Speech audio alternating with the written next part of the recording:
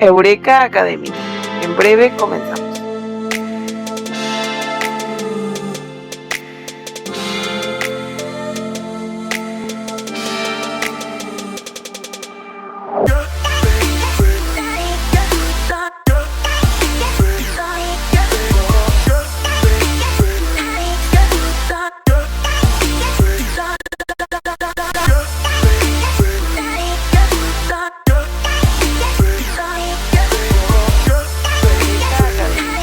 Breve comenzamos.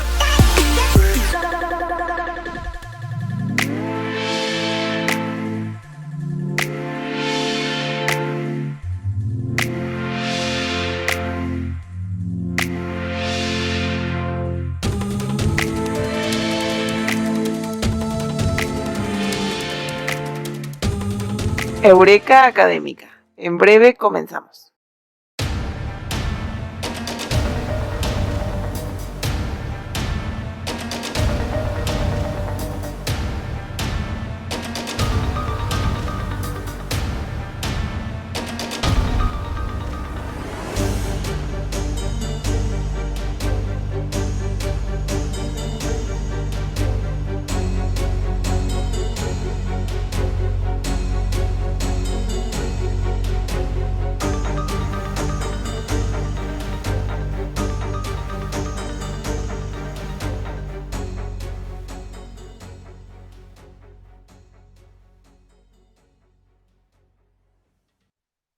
Pues hola, ¿cómo están? Muy buenas tardes. Les agradezco mucho su presencia en este conversatorio, que por cierto es un conversatorio breve sobre desapariciones forzadas y fosas clandestinas.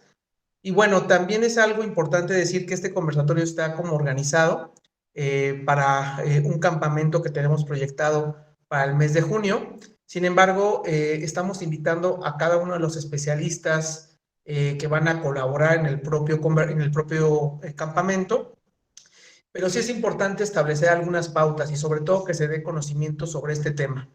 El tema de desapariciones de personas es algo que ha marcado en los últimos años a México y a otros países, particularmente y África. Y bueno, pues México no se queda atrás en cuanto a las cifras. Tenemos hasta el día de hoy contabilizada la cifra de desapariciones en México de más de 98,933 personas. De hecho, esta cifra va creciendo con respecto a los años, o a los meses, o a los días, o sea, se va actualizando cada semana. De estos 98,933 personas desaparecidas, muchas repuntan a partir del año 2006 y 2007, cuando incrementa demasiado la cifra de desaparecidos, y actualmente podemos entender que en México, en los últimos meses, tenemos un promedio de 1,100 personas desaparecidas por mes, lo que simboliza en los últimos meses, a partir del 2022, 3,735 personas desaparecidas. Simplemente en el mes de abril de 2022 hubo 3,700 personas desaparecidas. Ahora, ese es un tema. Algunas organizaciones de la sociedad civil, algunos grupos internacionales mencionan que este número de desaparecidos se asocia particularmente a desapariciones forzadas, es decir, desapariciones ocasionadas por miembros o estructuras del Estado mexicano. Hay algunos que sostienen que es esta vinculación entre personas de la delincuencia organizada en contubernio con gente del Estado, y hay otros que sostienen que la mayor cifra se representa a través de la actividad de los cárteles y, bueno, de los grupos de la delincuencia organizada que están en México.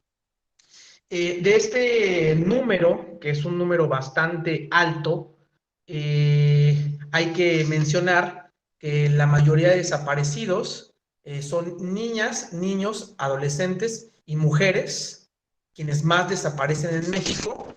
Y también hay que entender que al menos de enero del 2019 al 31 de diciembre del 2021 se concentra una cifra de desaparecidos de 63,000 personas, lo que representa en la cifra de los 98,933, porcentual de 63% del número de desaparecidos. Es importante también entender que en 2011, bueno, hubo 4,020 personas desaparecidas, en 2021 6,922, lo que indica que el fenómeno va a la alza.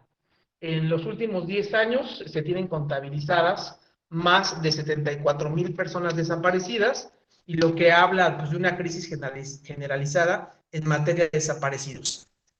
A mí me causa mucha indignación que los diferentes representantes, gobernadores, presidentes municipales y en los propios presidentes, los últimos 3 presidentes que hemos tenido, pareciera que señalan que este problema de desapariciones pues está asociado con el pasado, o simplemente creo que se echan como la bolita para decir que existen desaparecidos, ¿no? Y muchas veces del centro del debate que pues hay una relación o una colaboración por parte de elementos del Estado quienes se asocian a estas conductas. Es importante también entender cuáles son actualmente los estados que tienen mayor número de desaparecidos. Y también explicar, no se puede quitar el elemento político de quienes gobiernan en esos estados, porque eso es algo que también necesitamos señalar, ¿no? En el caso del estado que tiene un mayor índice de desaparecidos, pues tenemos a Jalisco, con más de 14,000 desapariciones. En el caso de Tamaulipas, y Jalisco lo gobierna en este momento Movimiento Ciudadano, Tamaulipas, que lo gobierna el gobierno del PRI, con más de 11,700 personas desaparecidas. El Estado de México, que creo que es un hito en los últimos al menos 10 años, particularmente de desapariciones de adolescentes, que tiene más de 8,000 mujeres desaparecidas, y bueno, también el Estado de Nuevo León, que lo representa también un partido de Movimiento Ciudadano, Veracruz, que lo gobierna Morena, que tiene 5,000 personas desaparecidas o más, Sinaloa, Michoacán, que también lo representa Morena, Sonora, Ciudad de México, que también lo representa Morena, y Guerrero, que tiene más de 3,000 personas desaparecidas. Es importante también entender que cuando se logra localizar a alguna persona desaparecida, tenemos un dato estadístico que de cada 14 personas que se localiza, una se encuentra asesinada, ¿no? Y también tenemos un registro, más de 68,000 personas sin identificar en el país. Eso también es una grave crisis en materia de desaparecidos, y es algo que no podemos omitir, y sobre todo que es responsabilidad de todos los gobernantes, aunque se echen la bolita y aunque ellos insistan en que es problemas del pasado o cualquier cuestión. Creo que sí es muy indignante algunos señalamientos por parte del gobierno federal en esta parte de proteger y privilegiar pues a grupos de la delincuencia organizada, porque son seres humanos. Yo entiendo esta parte. Sin embargo, los grupos de la delincuencia organizada, es importante decirlo y señalarlo, han sido los mayores actores involucrados en las desapariciones, ya sea en contubernio con los miembros del Estado, y bueno, creo que es algo que se tiene que atender de manera concreta. Por tanto, desaparición u otras formas de delitos, por ejemplo, secuestro, feminicidios y otros delitos, se pueden vincular, y también podemos entender que las fosas clandestinas es algo que pues no se puede negar en México. Me parece que este tipo de conversatorios, y sobre todo tratar de profesionalizar a personas que se encuentran en este ámbito para lograr, digamos, hacer un mejor trabajo, para tener una mejor perspectiva y un abordaje que sea mucho más concreto. En este caso, estamos invitando a especialistas en distintas áreas forenses. Tenemos ahorita en este foro quienes van a hacer una disertación en el caso de desapariciones, y bueno, está la doctora Dolores Ramírez Jiménez, que ya es médica forense de la Fiscalía General del Estado de Puebla, quien tiene muchísimos años trabajando en el servicio médico forense, tiene gran experiencia, y bueno, está aportando muchísimo en este tema. También tenemos a el perito especializado en criminalística, el doctor Ricardo Pita Villamil, que ahí nos saluda, quien él incluso ha trabajado en temas en el estado de Guerrero y sigue trabajando, pues precisamente con todo lo que tiene que ver con fosas clandestinas. Tenemos también a la licenciada Alejandra Rugerio Duarte, quien ella es especialista en temas forenses, en temas de criminalística, pero nos aporta mucho en el tema de entomología forense. Y sobre todo, bueno, en este tema de desapariciones es también sumamente importante, ¿no? Tenemos también de invitado a el licenciado Ricardo Barrientos Cantoral, quien él es criminalista, especialista en medicina forense, y bueno, aporta también muchísimo en esta perspectiva de análisis para el tema de desaparición forzada y, bueno, fosas clandestinas.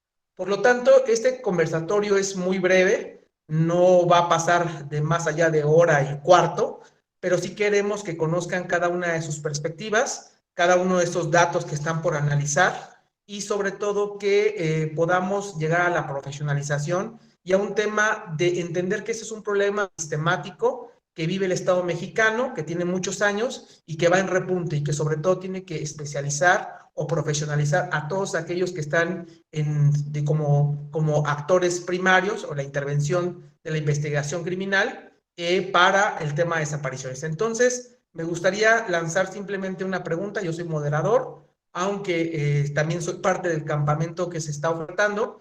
Y bueno, yo quiero lanzar simplemente una pregunta para cada uno de los ponentes pueda comentarlo y cada quien desde su perspectiva pueda aportar, digamos, algún elemento. La pregunta central sobre el tema de desapariciones, y cada uno tiene 10 minutos para poderlo contestar, es el tema de desapariciones. Ya vieron en números, ¿qué aporta su ciencia, qué aporta la disciplina en la cual ustedes han trabajado para intervenir en el tema de desaparición forzada y del tema de fosas clandestinas? ¿Y cuáles son las herramientas que ustedes utilizan para fortalecer la búsqueda de personas y sobre todo para todo lo que repercute? Entonces, comenzamos con la con la doctora Dolores Jiménez, y bueno, les agradezco mucho a todos los que entraron, y bueno, comencemos con esta intervención.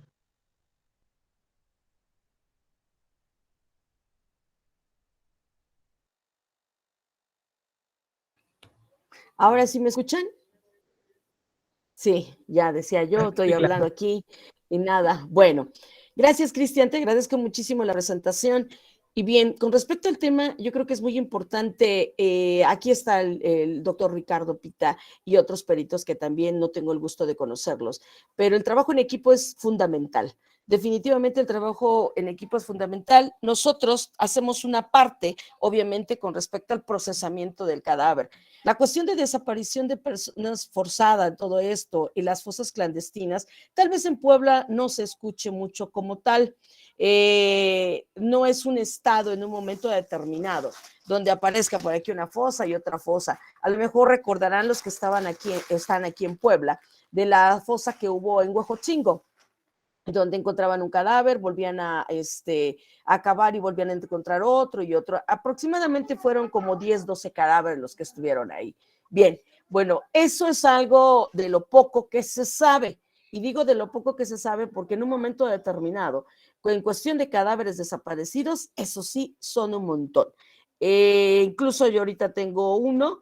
Hay muchísimas fichas de búsqueda precisamente que se hacen en lo que sería Puebla. Tenemos grupos en donde compartimos justamente esas fichas en todos los municipios para verificar y poder encontrar en un momento dado a una persona. Los números, es cierto, Cristian, y para todos han ido aumentando de forma desproporcionada. ¿Se pierden hombres? Claro que sí también, pero es la minoría. La minoría, hoy que fui a dar clases en una institución, vi varias fichas de búsqueda de 2 o 3 personas y me llamó mucho la atención porque estaban ahí, porque son parte de la misma institución. Entonces, sí es complicado es muy grave esto, tenemos que trabajar. ¿Qué aporta como tal mi materia? Mi materia es indispensable en cuestión del procesamiento de los cadáveres, no importa la forma en cómo los encontremos o cómo se ingresan al servicio médico forense. Tiene que ver muchísimo, en este caso, los sistemas de identificación. Por supuesto que desde que llegan la ropa, la descripción de pertenencias, toma de huellas, de las fichas necrodactilares, por ejemplo, de algunas características individualizantes externas que pudiera tener el cadáver con respecto a tatuajes, perforaciones, cicatrices, algunas prótesis, etcétera, etcétera. Todo eso va sumando en un momento determinado para lograr su identificación y ya no lo tengamos como un cadáver desconocido, ¿no? En un momento dado. Si, por ejemplo, se encontrara en restos óseos, bueno, entraría también antropología, pero independientemente de que antropología realice un dictamen un poquito más amplio, medicina tendría que realizar todo ese inventario de restos óseos que nosotros recibimos, cómo los recibimos y, por supuesto, la individualización y la identificación de cada uno de ellos, ¿no? En este caso, porque en muchas ocasiones nos llevan todos los restos óseos y muchos de ellos ni siquiera pertenecen a una misma persona, ¿no? También es importante en este caso que se tiene que tomar en cuenta. Ahora, en ocasiones, si los cuerpecitos que se llegan a encontrar son recientes, bueno, pues es mucho más sencillo determinar algunas características generales, como pueden ser el sexo, como pueden ser la raza, como puede ser la estatura, la talla, todo ese tipo de cosas, que es mucho más sencillo para nosotros con una visualización clínica, pero en ocasiones va a depender mucho de cómo se encuentran. Esto es importante que ustedes lo conozcan, que estén capacitados también para esto, porque bueno, en el sistema actual que nosotros tenemos, los médicos ya no acudimos a los levantamientos prácticamente, solamente nos dedicamos al procesamiento del cadáver. Aquí el maestro Pita, el doctor Pita, es el encargado de realizar ese procesamiento del lugar. Y es muy importante lo que les comentaba, esa comunicación que debemos de tener entre los peritos. Ignoro por completo todo lo que conlleva ese procesamiento del lugar. Entonces, a mí me aportan muchos datos, tan solo para la causa de muerte, que también es muy importante, y segundo, para determinar, en este caso, el intervalo post-mortem, que esa es una de las cuestiones importantes también, hablando de la desaparición forzada. En muchas ocasiones, yo puedo determinar a lo mejor, no sé, 10 días, 7 días, y me dicen es que no puede ser porque lleva un mes desaparecido. Bueno, sí puede ser, porque en ese mes desaparecido probablemente no perdió la vida en ese mes, ¿no? Sea antes o hasta mejor un poco más antes o incluso unos días después de la misma desaparición. Eso también es importante y bueno, de alguna manera también creo que está la doctora Rogerio, lo escuché, es entomóloga. ¿Sí? Ah, ok. Bueno, pues también yo les llamo esas fotitos que llego a tomar de los animalitos que están dentro de la necro, hasta digo, ay, este está bien bonito, y los tomo. Precisamente tengo un amigo que es entomólogo, y le platicaba, le digo, mira, esto es una foto para la historia. Y sí, tengo un cráneo donde tiene una foto exactamente, él me dijo que se llama Oxylitrum disicoli, esa parte, y está ahí, implica obviamente un periodo de putrefacción. Pero bueno, son diferentes disciplinas las que en un momento determinado tienen que juntarse, deben de juntarse, y el trabajo multidisciplinario, por supuesto, interdisciplinario, es fundamental con respecto a todos estos casos que tienen que ver con fosas clandestinas y, por supuesto, la desaparición forzada de personas.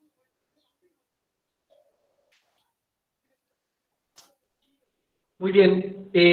Respecto a la misma pregunta, simplemente para complementar, doctora Dolores, ¿qué puede aportar de conocimiento en una profesionalización o en una instrucción para profesionalización la medicina forense? ¿Qué puede aportar? La medicina forense es fundamental con respecto a la identificación, a toda la aplicación de esos sistemas, porque el procesamiento del cadáver corresponde precisamente a la medicina. Dentro del protocolo que nosotros realizamos, definitivamente tenemos que individualizar muchas cosas. Contamos con hojas de trabajo que se tienen que aplicar, son 17 hojas. Entonces, todo eso aporta muchísima información. Incluso, justo que les decía que tengo un cadáver desconocido, llegan a preguntar las personas y estas personas tenemos que hacer, todo el mundo conoce el protocolo de identificación forense que está publicado a nivel nacional y que se tiene que aplicar. Los médicos somos los encargados, al menos en distritos, de aplicar esos cuestionarios, el famoso AM y el famoso PM, antemortem y postmortem, para poder realizar una individualización.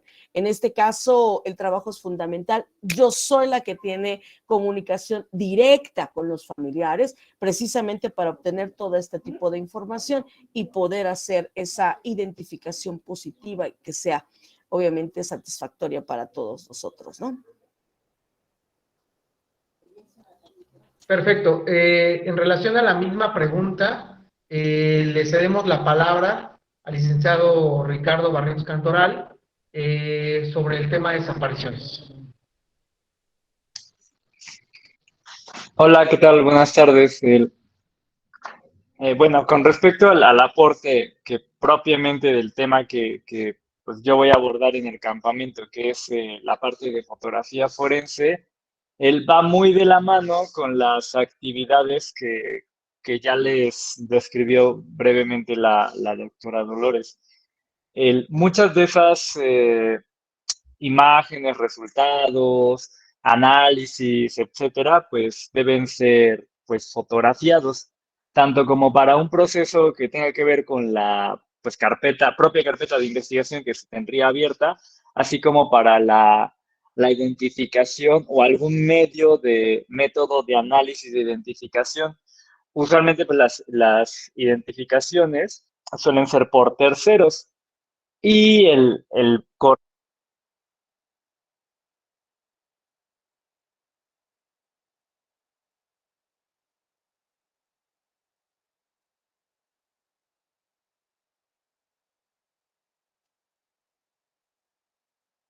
Me parece que se cortó un poco el audio. Se cortó el audio. Ya no le Si escucho, podemos... maestro, ya no le escucho. Creo que fue después de terceros. Así es, después de terceros. Ya no le escuchamos, maestro Barrientos. creo que ya. Ahí está, ahí está.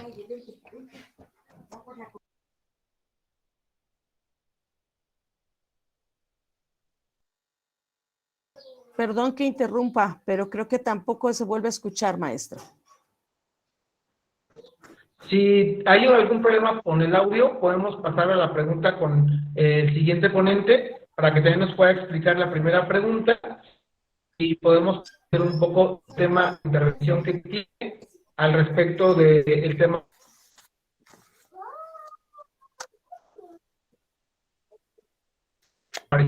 Entonces cedo la palabra al doctor Pita Villamil para que nos pueda contar y describir un poco sobre el tema de desapariciones en México, lo que él hace y qué relación con su materia criminalística de campo y qué. Okay. Hola, ¿qué tal, maestro Cristian? Un saludo, un fuerte abrazo y gracias por la invitación. Doctora Dolores, un gusto verla nuevamente. A los demás, maestra Ale, un gusto conocerlas por este medio. Al maestro Ricardo. Igual. ¿Sí? Sí, sí, ¿no se escucha, doctor Pita? Sí, dígame. ¿Está el audio? Sí. Sí, se escucha, maestro Cristian. Sí. Perdón, creo que ya lo solucioné.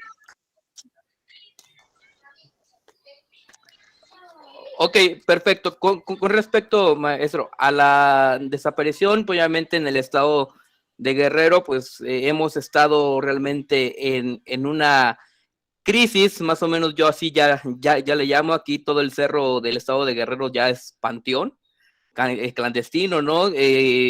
Casi todos los días estamos saliendo en búsqueda de personas. Yo el día de antier acababa de llegar de que salimos de comisión a búsqueda de personas, en conjunto con el binomio canino, en conjunto con derechos humanos, con grupos colectivos, y estamos trabajando casi todos los días aquí en Estado de Guerrero, ¿no? Estando búsqueda, obviamente tenemos también cuerpos que hemos localizado, cuerpos que se han entregado a familiares, después de 7, 8 años han sido identificados, personas que no se identifican, pues tenemos aquí el famoso panteón ministerial por parte de la Fiscalía, que se van a dejar tanto tiempo a esos panteones que llevan ya su carpeta de investigación. Se maneja un protocolo aquí en Guerrero, ¿no? Pero realmente cierta situación de lo que hemos estado aquí nosotros viviendo aquí en nuestro estado de Guerrero ha sido obligación forzosamente que todos los peritos de aquí que estamos en la Fiscalía de Guerrero estemos capacitándonos seguidamente en relación a este tema, ¿no? Ese tema que en cuestión nos ha pegado a nosotros en Guerrero porque por el caso 43, ¿no? El caso de los 43, cuando se tuvo la participación, cuando desaparecieron, que posteriormente a los 15 días se localizaron allí en la ciudad de Iguala, Guerrero, ciertas fosas. Yo casi acababa de entrar como perito en aquel entonces y me tocó a mí trabajar con varios compañeros peritos, antropólogos. Bueno, puedo decir antropólogo que nada más teníamos en aquel entonces uno para todo el estado de Guerrero. Entonces aquí los criminalistas tenían forzosamente entrar a procesar, pero realmente las técnicas que aplicábamos anteriormente era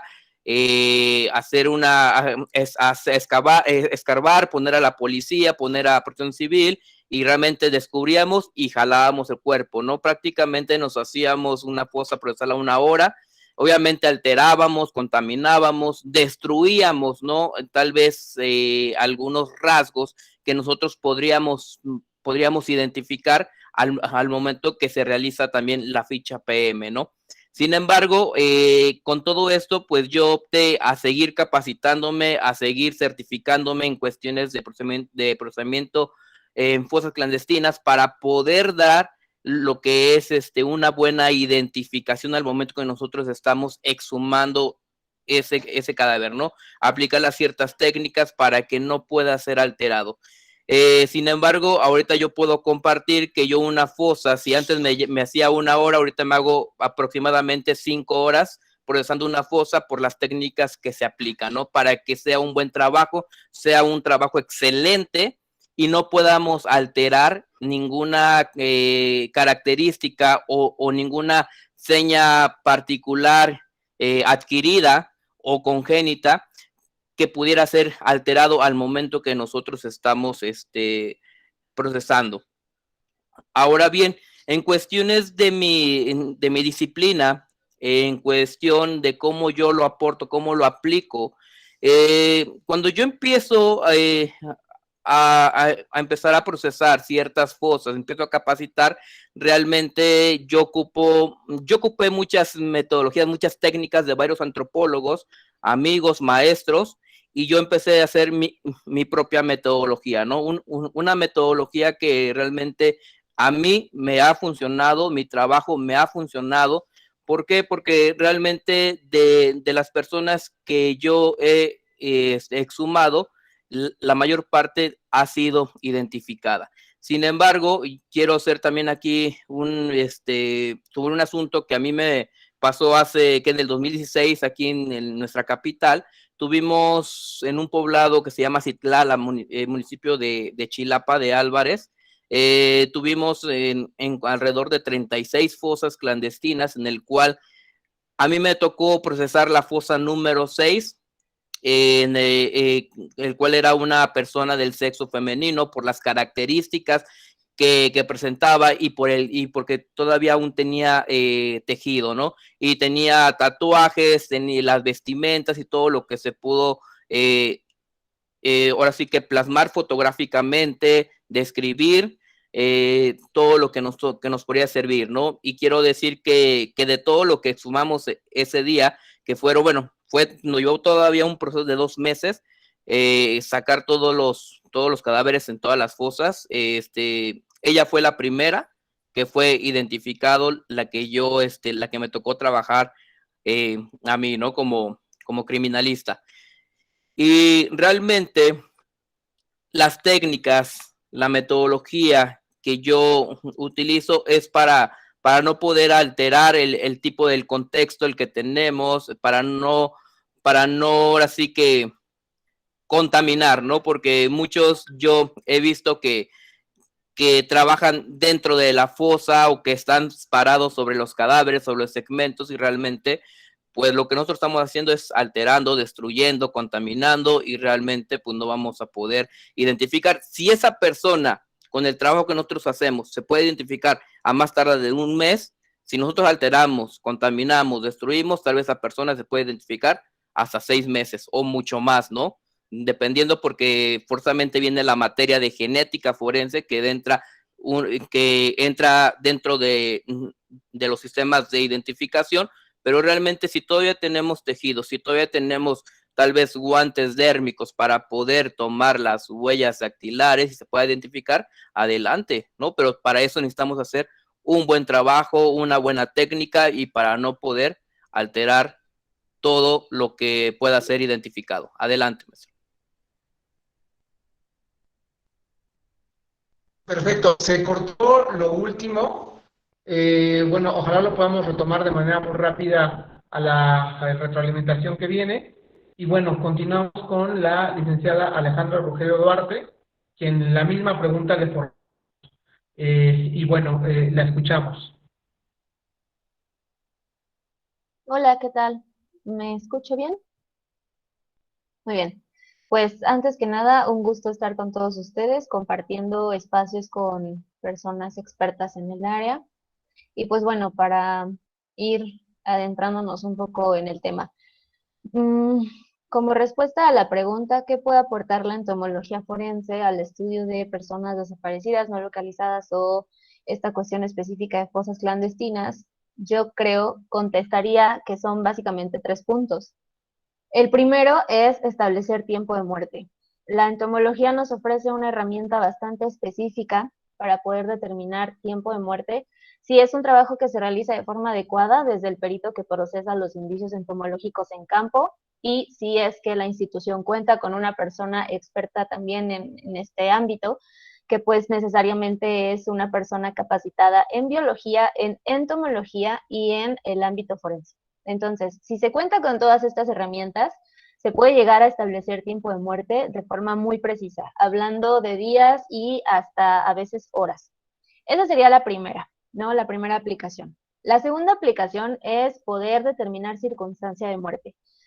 Porque si nosotros nos salimos un poquito de la cuestión forense y visualizamos esto como bajo una perspectiva biológica, pues entendemos muchas situaciones que tienen que ver con pues un medio ambiente, que tienen que ver con la ecología del medio en donde está el cadáver, porque pues básicamente para los insectos y para otros artrópodos, pues el cadáver no es un cadáver, ¿no? O sea, no es una persona fallecida, es un elemento biológico, una parte del sistema del ambiente que puede utilizar como recurso alimenticio, de protección, etcétera. Entonces, bajo esta perspectiva, nos puede hablar bastante claro de las circunstancias de muerte, porque no es lo mismo, y ese es uno de los objetivos que se piensan pues poder alcanzar en el campamento, no es lo mismo si hablamos nosotros de un cadáver que está enterrado en una fosa clandestina, de un cadáver que está expuesto, de un cadáver que está en el agua, de un cadáver que está en una bolsa, en una cajuela, en un lugar de intervención cerrado. Va a haber diferencias, y la entomología nos va a hablar bastante claro también de estas características particulares, ¿no?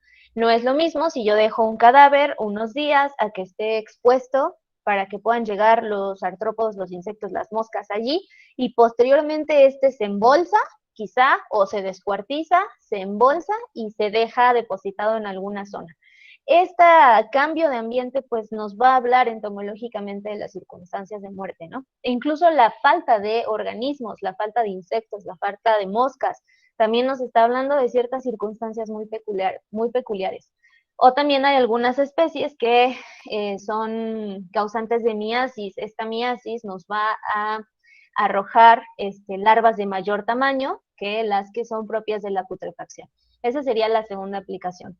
La tercera aplicación es poder acercarnos a determinar un traslado, es decir, un movimiento del cuerpo. Porque de igual manera no es lo mismo, vivimos en un país megadiverso, ¿no? Y incluida la variedad que hay de especies de insectos. Bajo esta premisa, pues es de esperar que los insectos que hay en una localidad varíen rotundamente de los que encontramos en otra. Entonces, si nosotros encontramos un cadáver con especies propias de otro sitio, pues entonces eso nos está hablando de un movimiento del cadáver. Muy bien, entonces esa sería como mi respuesta puntual a cuáles son las aplicaciones. Muy bien, y bueno, si es que me queda tiempo, no lo sé, podríamos ahora sí irnos como, por ejemplo, a hablar de la definición de entomología forense y pues contestar otra pregunta que me surgiría, que es justamente por qué la entomología forense está siendo una herramienta muy importante actualmente, de la que pues no se ha hecho el uso que pudiera hacerse. Entonces, no sé si todavía hay tiempo o hasta ahí quedó claro. Hay tiempo todavía. Ok, bien. Entonces voy a compartir mi pantalla, si me lo permites, Cristian. ¿Sí? Claro. Bien, entonces, rapidísimo. No sé si ya lo pueden observar. Sí, se puede compartir sin problema. Excelente. Pues, ¿ahí ya se ve?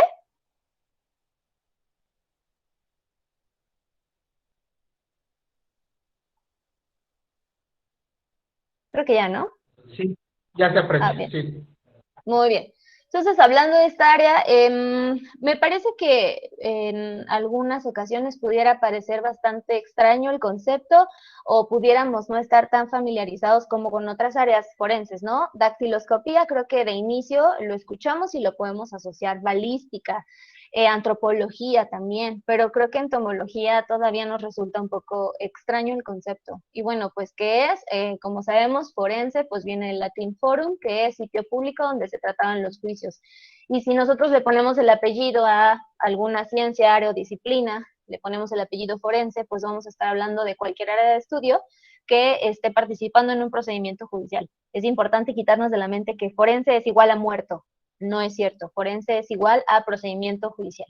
Entonces, si llevamos la entomología y le ponemos el apellido forense, sería la aplicación del estudio de insectos y otros artrópodos a cuestiones legales, ¿no? Y bueno, de ahí se derivan 3 áreas. Vamos a hablar específicamente de la entomología médico-forense o médico-legal.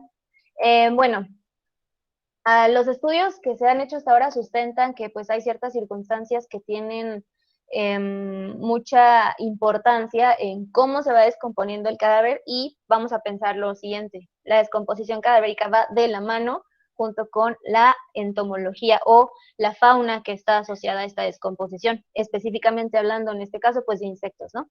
Entonces, una de esas circunstancias pues es la temperatura definitivamente, pues aquí las personas expertas, la doctora, el doctor, también el licenciado Ricardo, pues sabrán perfectamente que pues la temperatura es un factor fundamental para la descomposición. Otro factor importante es el acceso que tienen estos bichillos que nosotros vemos por ahí parados en la popó, en nuestra comida, que al final como descomponedores tienen una importancia tremenda. Y otra circunstancia pues es justamente la que ahorita nos interesa más, que es las circunstancias de muerte, ¿no? Si el cadáver está enterrado, si el cadáver está bajo tierra, si el cadáver está colgado, serán insectos diferentes los que estén llegando y pues igual hablando de lesiones, ¿no? Entre más lesiones, los insectos tienen más acceso al tejido blando y por lo tanto pues podemos encontrarnos otros datos. Y pues bueno, de esto podemos asociar, como les decía, características entomológicas con los procesos de descomposición. Y pues creo que una de las aplicaciones que les mencionaba, la más conocida de la entomología, pues es para estimar el intervalo post-mortem, para lo cual existen varias alternativas, en realidad no solo son estas dos, pero son las más conocidas. Es el estudio larval, pero para esto el trabajo que se hace en campo con el procesamiento de los indicios entomológicos tiene que ser tiene que realizarse de manera adecuada para que pueda ser útil entomológicamente, ¿no?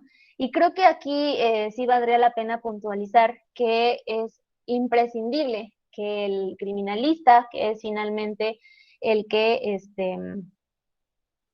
va a tener acceso a estos indicios, los procese de forma adecuada, para que entonces realmente se pueda llegar a alguna información confiable. Agradecemos mucho, licenciada. Está muy padre la información.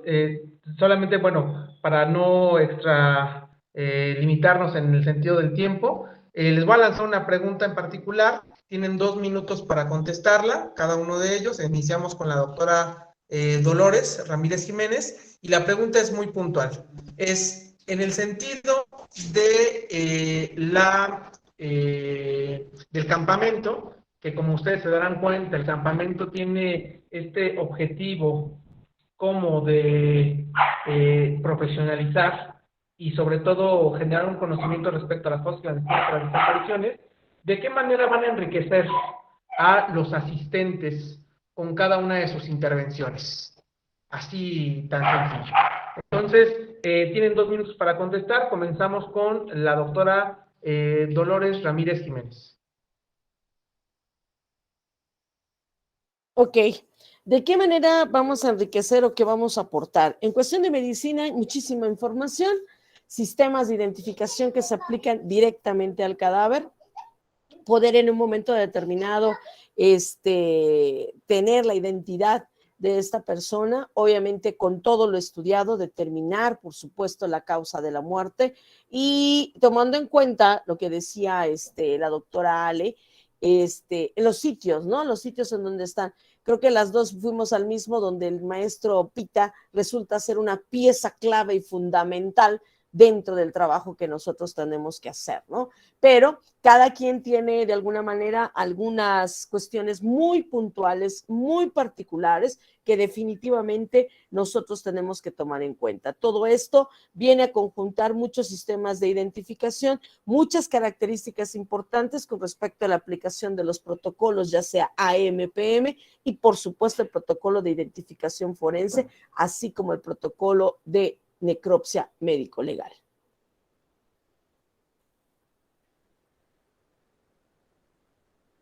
Muy bien. En relación a la misma pregunta, ¿qué aportarán los asistentes al campamento? Le damos la palabra al licenciado Ricardo Barretos Cantoral. No sé si ahora sí ya me escucho. Sí, se escucha bien, maestra. Vale, bueno, Perfecto. muchas gracias. En mi caso, bueno, ¿cuál sería mi aporte? Como les decía hace rato, va enfocado mi intervención en la parte de fotografía, pues que aprendan a usar pues la cámara que tengan disponible en el momento, que le den un buen uso y por lo tanto haya una buena fijación fotográfica de lo que sea que estén abordando, ya sea la parte de campo o la parte que tenga que ver con los protocolos. El uso es indistinto mientras esté pues contextualizando de manera adecuada. Entonces, ese sería mi aporte pues principal. Bien, en razón de la misma pregunta, le cedemos la palabra a la licenciada Alejandra Rogelio Duarte. ¿Y cuál sería la contribución del aporte en relación a un campamento y en el tema de entomología forense que se relacione con el tema de fosas clandestinas y desapariciones forzadas de personas? Claro, pues básicamente yo diría dos cosas. La primera es tener acceso a la información entomológica, porque si bien es un área que no es nueva, o sea, tiene muchos años, pero casi no se maneja. Entonces, casi no hay capacitaciones al respecto, no hay información al respecto. Esa sería la primera. Y la segunda, que me parece muy importante, es que huelan, que vean larvas, que vean moscas, que vean diferencias. Creo que esa es la forma que a la mayoría de las personas se nos hace más fácil para poder aprender, que es visualizando e interactuando directamente con el objeto de estudio, que en este caso pues son cadáveres, e indicios entomológicos. Muchas gracias. En el mismo sentido, la misma pregunta para el doctor Pita Villamil. Sí, claro. Bueno, ¿qué es lo que vamos a ver en el campamento? ¿Cómo vamos, qué es lo que vamos a aplicar? Bueno, toda esa técnica, esa metodología para hacer un buen procesamiento, una buena excavación, no contaminar tanto lo que es el tipo del contexto, el tipo del cadáver que nosotros encontremos, restos óseos, ¿no? Siempre he dicho aquí esa parte, ¿no? Si nosotros queremos, parte de nuestra labor es que esa persona sea identificada, ¿por qué no hacerlo? ¿Por qué no hacer un buen trabajo y que esa persona que ha estado desaparecida 1 año, 2, 3 años, no sé, tantos meses, pueda llegar con su familia, ¿no? Esa es parte de la técnica, de la metodología que vamos a aplicar, hacer un buen trabajo, hacer un buen procesamiento, cómo hacer la retícula, ¿no? Usando la hipotenusa, ¿no? Muchos alumnos dicen, oiga, maestro, pues ya no vamos a utilizar matemáticas o la física, ¿no? Digo, pues están equivocados, ¿no? Aquí también en cuestiones de fosas también utilizamos lo que es la hipotenusa para hacer una buena, un buen cuadro, una retícula en el cual nos va a servir también para hacer una ubicación, una fijación bien exacta del cadáver o de los segmentos óseos que nosotros localicemos en el interior de la fosa, ¿no? Y también algo muy rápido, no algo muy chusco. Me decía mi papá en aquel entonces, hijo, estudia para que no termines trabajando con pico y pala, ¿no? Y mírame, ¿dónde ando? En el sol, trabajando pico y pala, pero obviamente ayudando a mucha familia, encontrando sus familiares para que ellos tengan donde poder llorar a su familiar, ¿no? Gracias, maestro. Perfecto, bastante graciosa la referencia, pero bastante real, porque precisamente hay algunos de mis alumnos ahorita conectados, quienes yo les hablaba sobre la cuestión de la interdisciplinariedad para el abordaje de problemas específicos, ya sea de problemas individuales o les decía de problemas colectivos, y entender que muchas veces el hecho de creer que el trabajo se va a hacer únicamente en un escritorio, pues en temas forenses, a lo mejor sí probable, pero no es como lo auténtico, ¿no? El trabajo auténtico quizá es estar en campo, es estar en materia, es abordar cada una de las problemáticas, y en este caso un tema de desaparición de personas y de fosas clandestinas. Miren, afortunadamente llegamos a la meta, que son 50 minutos de nuestro conversatorio. Es un conversatorio rápido en el que iban a conocerlos y también iban a saber un poquito de ustedes y cuál es su trabajo. Y bueno, sí me gustaría dar al menos 10 minutos para poder abrir el micrófono y que cualquier persona que tenga algún comentario, quiera contribuir a esta temática, tenga alguna duda o simplemente algún aporte, lo puede hacer en este momento. No hay ningún problema, pueden abrir el micrófono y se puede precisamente hacer esto, un conversatorio, para que podamos hablar del tema. Entonces, ¿a quién le gustaría comenzar?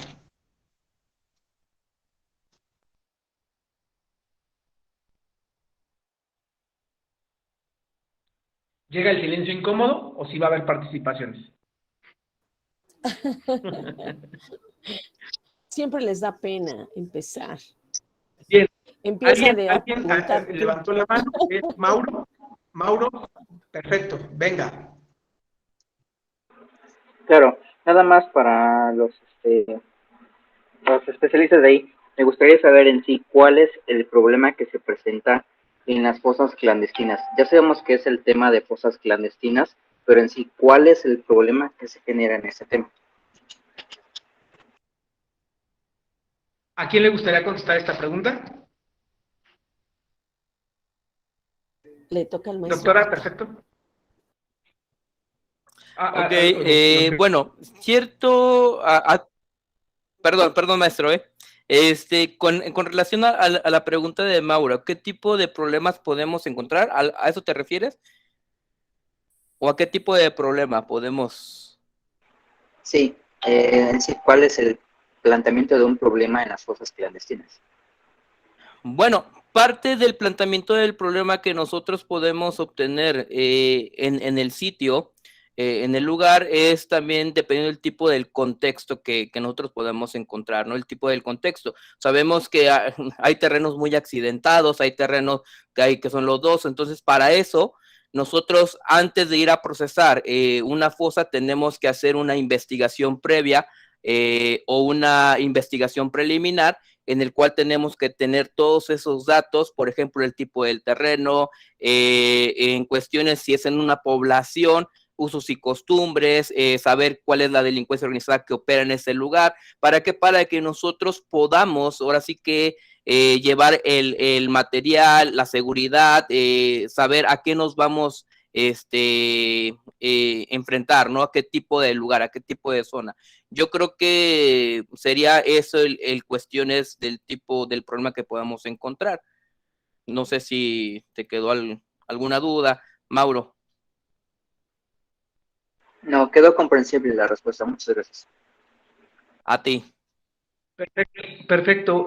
A mí me gustaría abonar respecto a la pregunta de Mauro. Si bien es importante que el tema de desapariciones en diferentes partes de la República, diferentes estados, tienen, digamos, algunas peculiaridades, es también básicamente entender que es un trabajo riesgoso. Es un trabajo riesgoso porque muchas de las desapariciones que pueden estar asociadas a delincuencia organizada, evidentemente también tendrán, e incluso algún tipo de protección sobre las fosas que la propia delincuencia organizada saben que hay. En Veracruz, por ejemplo, los colectivos de víctimas que buscan a sus familiares, más allá de lo que hace el Estado, que en realidad quienes más buscan a las personas desaparecidas son los familiares, se exponen y llegan a lugares donde existe un gran índice de riesgo. Por ejemplo, se me ocurre en Veracruz, donde hay una actividad bastante pronunciada por parte del cártel de los Zetas y el cártel del Golfo, y pues claro, ellos no quieren que se sepa en qué sitios llevan a los cadáveres, en qué sitio ejecutan a la gente. Y cuando llegan los colectivos de víctimas a buscar a sus familiares, pues claro que va a haber un amedrentamiento. Entonces es un tema de riesgo tanto para los peritos como para las familias o para los colectivos de búsqueda. O sea, es un tema de alto riesgo. Si estás hablando, por ejemplo, yo les hablaba a algunos de mis alumnos, en el caso del Estado de México y el dragado que hicimos en el Gran Canal, donde se encontraron 14 cadáveres, estamos hablando que muchos de estos cadáveres están asociados a grupos de la delincuencia organizada que usan un afluente o una cuenca de río para arrojar a los cadáveres, pero precisamente tienen actividad delictiva en esa zona. Y también hay complicidad, hay omisión por parte de las estructuras del Estado, hay grupos que se asocian a estos y están en vigilancia de toda la actividad y toda la investigación que se pueda gestar de por medio, ¿no? Entonces, sí es un tema muy complicado, es un tema que quienes estudian ciencias forenses, quienes estudian particularmente criminalística de campo u otras áreas relacionadas a las ciencias forenses, pues deben de saber que hay un riesgo que se asume y sobre todo también hay demasiado por hacerse, ¿no? El hecho de poder identificar y poder llevar estas personas que fueron violentadas a sus familias. Bien, tenemos a alguien más que levanta la mano, te escuchamos, no logro ver tu nombre en el celular, Grecia, te escuchamos. Sí, buenas tardes, yo soy Grecia Galicia y mi pregunta es, ¿creen que la creación del Centro Nacional de Identificación Humana, ayuda a facilitar estas situaciones que están comentando? Y si sí, o sea, ¿cuál sería la diferencia entre que actualmente no haya uno y se haga esta institución?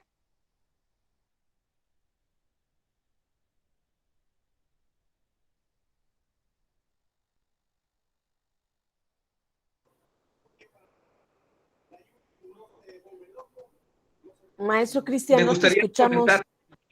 Allá. Bien, me gustaría comentar algo al respecto. Si alguien quiere más opinar, está muy bien. Sí, ok, doctora Dolores. No, yo iba a decir, bueno, de alguna forma, que en este caso, pues definitivamente tenemos la certeza de que va a funcionar, ¿no? Tiene que facilitar toda esa identificación, todo ese proceso, no ese martirio, calvario de ir a los CEMEFOS todos los días, todas las semanas, todo el tiempo. Tenemos que juntar esa información a nivel nacional, que se hagan banco de datos. Definitivamente tiene que funcionar, ¿no? Es un hecho. Los peritos estamos en toda la disposición de apoyar en cuestión de información, que es la que nosotros tenemos, y obviamente todo eso se tendría que juntar y poder hacer justamente una institución que se encargue de este tipo de situaciones, ¿no? Adelante, Cristian. Bien, a mí me gustaría contribuir un poquito en este tema. Yo les había comentado que en el caso de datos, si tenemos actualmente 98,000 personas desaparecidas, y no quiero decir más o menos porque es una grosería desconocer una sola, ¿sí? Hablar de 98,933, pero a lo mejor en este momento habrá muchos descubriendo. Sí es interesante entender que antes años atrás no hubo este sistema de una base de datos, ¿no? Entonces, también, por ende, entendemos que este problema rebasó al propio Estado mexicano, a los últimos 3 o 4 gobiernos. Por lo tanto, no tenía la previsión para generar un sistema nacional de identificación, y bueno, cada gobierno se encontró con su propio problema para poderlo resolver. No es raro, por ello, tenemos más de 60,000 personas desaparecidas, o más bien, que fueron encontradas pero sin identificar, que no se sabe de dónde son, quiénes son. Yo creo que muchas de las personas desaparecidas precisamente corresponden a esas personas sin identificar. Ahora, el hecho de poder clasificar, el hecho de poder catalogar, el hecho de poderlas meter en una base de datos, significa que puede haber una posibilidad de la propia identificación. Yo les comentaba, y yo sigo insistiendo, no voy a quitar el dedo del renglón, que en el caso cuando yo me encontraba en la fiscalía, se hizo la denuncia a las propias autoridades, a las que personas que fueron identificadas, que se saben dónde están, cómo son, cuáles son la probabilidad de que correspondan a ciertas personas desaparecidas denunciadas en las fichas de identificación, pero por cuestiones presupuestarias e inclusive políticas, porque no hay, digamos, una cuestión mediática, no se hacen las diferentes diligencias para que se les pueda dar la identificación. Están las víctimas indirectas, los familiares, están, digamos, ya sus muestras genéticas, pero no se hacen las confrontas, aunque saben que hay probabilidad de que sean estas personas.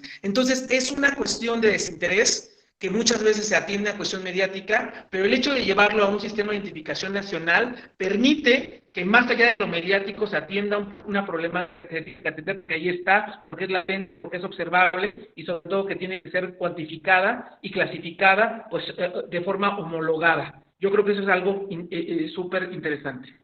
Bien, ¿habrá alguien más o alguna opinión respecto a esto?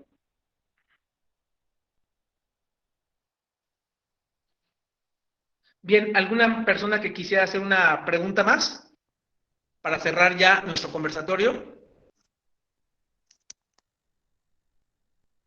Muy bien, si no hay una otra pregunta más, sí me gustaría comentarles que nosotros tenemos programado un campamento forense precisamente en relación a esos temas. Cada uno de los expertos dará su punto de vista, hará prácticas teórico-prácticas, en las cuales se abordarán cada una de las temáticas. Cada uno es experto en su área, en sus temas. Este campamento se llevará a cabo el día 18 y 19 de junio. Yo les voy a dejar en el cajón de mensajes la página del campamento para que ustedes puedan ver dónde va a ser, en dónde se van a realizar las actividades, qué días, qué se tiene que llevar, toda la información complementaria. Y si alguno de ustedes decide ingresar, podemos generar un descuento especial.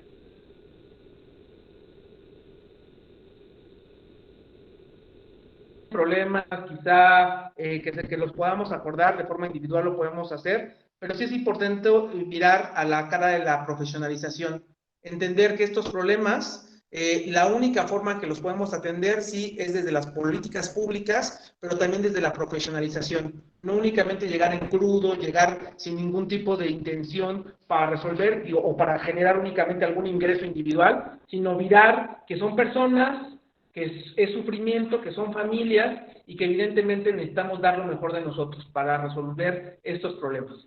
Entonces, damos por concluido este tema. En el cajón de texto les dejé la página Ustedes se pueden registrar, pueden solicitar informes, y pues yo les agradezco muchísimo la asistencia al doctor Ricardo Pita Villamil, a la doctora Dolores Ramírez Jiménez, a la licenciada Alejandra Rogelio Duarte y al licenciado Ricardo Barrientos Cantoral por habernos dado su tiempo, por habernos aportado un poco de su experiencia, y bueno, ojalá este tipo de conversatorios los podamos hacer continuamente. Les agradezco mucho la asistencia también a quienes están en este conversatorio, y pues cualquier duda, sugerencia o cualquier petición las podemos recibir y con mucho gusto las podemos atender.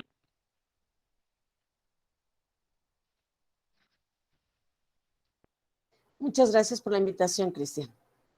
Muchísimas gracias, maestro. Un fuerte abrazo desde el estado de Guerrero. Muchas Muchas gracias gracias. por el espacio. Cuídense mucho, un gusto. Perfecto, Muchas gracias. un gusto. Saludos. Perfecto, Ricardo. Muchas gracias, Alejandra. Les agradezco mucho y nos estamos viendo próximamente. Hasta luego. Buenas noches a todos. Buenas noches. Gracias, buenas noches. Maestro Pita, invítenos a Acapulco. Claro que sí, vénganse ya. De hecho, no sé si el maestro Cristian me da chance todavía. El día 28 de enero me están invitando a una ponencia ahí a Acapulco. Pues están invitados, Ah, bueno. Yo me dijo, véngase usted con quienes ustedes quieran. Ay, Conste, vámonos maestro, todos. conste. Vámonos. Está muy bueno. Órale, pues. Muchísimas gracias. Buenas noches. Hasta luego, buenas noches a todos. Cuídense, buenas noches. Gracias, Cristian. Bye. Bye, bye.